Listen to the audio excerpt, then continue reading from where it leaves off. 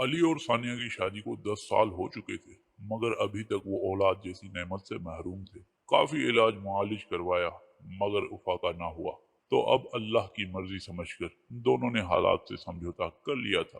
اس بات پر دونوں اکثر افسردہ رہتے، مگر دونوں کے پیار میں کوئی کمی نہ آئی تھی۔ علی ایک نیک اور ایماندار بندہ تھا، جو محنت مزدوری کر کے اپنے گھر کا خرچہ چلا رہا تھا۔ اگرچہ علی کو مزدوری زیادہ تو نہیں ملتی تھی، مگر چونکہ ثانیہ ایک سمجھدار اور قناعت پسند عورت تھی، لہذا وہ گھر کے معاملات کو سمجھداری سے چلا رہی تھی۔ اس نے کبھی بھی علی سے کسی چیز کی فرمائش نہ کی اور نہ کبھی تنگ دستی کا ذکر کرتی، مگر ثانیہ جلد امیر ہونے کے خواب ضرور دیکھتی تھی اور اللہ سے ہر دم حالات کی بہتری کی دعا کرتی رہتی تھی۔ ایک دن علی گھر سے نکلا، تھوڑی دور گیا تھا کہ دیکھا کہ ایک بوڑھا آدمی گلی کے کنارے بیٹھا ہے۔ بوڑھے آدمی نے علی کو دیکھ کر پانی مانگا تو علی نے دکان سے گلاس میں پانی بھر کر اس بوڑھے کو پلا دیا۔ بوڑھے آدمی نے پانی پینے کے بعد علی کا شکریہ ادا کیا اور علی کو ڈھیر دعائیں دیں۔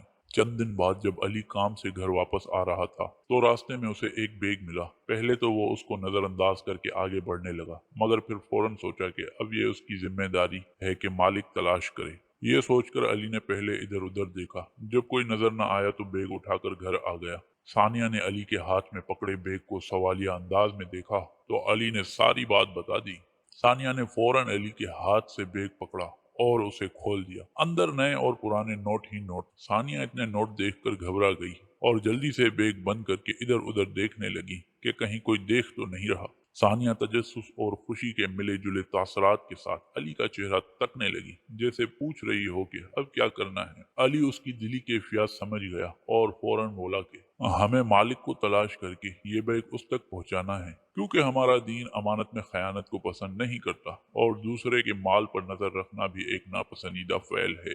علی کی یہ بات سن کر ثانیہ بولی کہ وقتی طور پر شیطان نے مجھے بہکانے کی کوشش کی تھی، مگر اللہ کا شکر ہے کہ میں تمہاری بات سے ہوش میں آ گئی ہوں۔ یہ کسی کی امانت اور ہماری آزمائش ہے، ہم انشاءاللہ آزمائش میں کامیاب ہوں گے۔ دونوں نے بیگ کی تلاشی لی تو انہیں بیگ میں پڑا ایک کارڈ ملا، جس پر کسی کا نام اور ٹیلی فون نمبر لکھا تھا۔ علی نے اس پر کال کر کے بات کی تو پتا چلا کہ وہ شخص اس بیگ کا مالک تھا، جو بیگ کے گم ہونے پر سخت پریشان تھا۔ تھوڑی ہی دیر بعد ایک شخص بڑی سی گاڑی میں علی کے گھر پہنچا۔ علی نے اس امیر آدمی کو بیگ پکڑایا اور معصومیت سے بولا، آپ نوٹ گن لے، ہم نے کچھ نہیں لیا۔ مجھے آپ پر یقین ہے، یہ کہہ کر اس آدمی نے بیگ پکڑ کر کھولا اور ڈھیر سارے نوٹ نکال کر علی کو دیتے ہوئے اس کا شکریہ ادا کیا۔ علی اور ثانیہ اس غیر متوقع صورتحال پر ایک دوسرے کو دیکھنے لگے۔ علی نے ہمت کر کے یہ کہا، ان پر ہمارا کوئی حق نہیں، آپ کا بہت بہت شکریہ۔ امیر آدمی نے کہا، یہ آپ کی ایمانداری کا صلہ ہے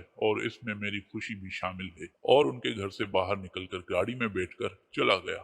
آدمی کے جانے کے بعد علی اور ثانیہ دیر تک اپنے رب کا شکر ادا کرتے رہے، کس طرح ان پر اللہ کی رحمت نازل ہو گئی ہے۔ اس واقعے کے بعد اللہ نے ان کے دن بدل دیے۔ علی نے ایک دکان ڈال لی، جس سے وہ دن دگنی اور رات چگنی ترقی کرنے لگا۔ اس کے بعد اللہ تعالیٰ نے انہیں پیارا سا بیٹا عطا کیا۔ بے شک اللہ سب کی سنتا ہے۔